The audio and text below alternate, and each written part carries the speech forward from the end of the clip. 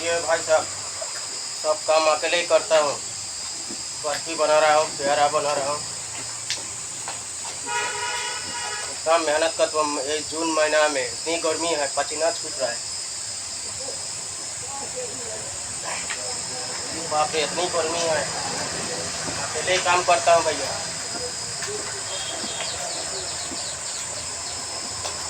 सब अकेले ही बनाता हूँ।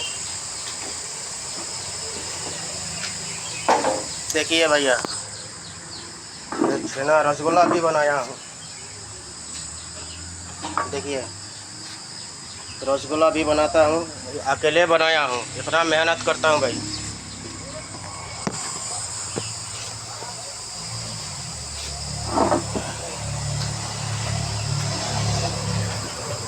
बहुत मेहनत करता हूँ भाई। कहीं सपोर्ट करिए, लाइक करिए, कमेंट करिए, हमारा कहीं मदद करिए।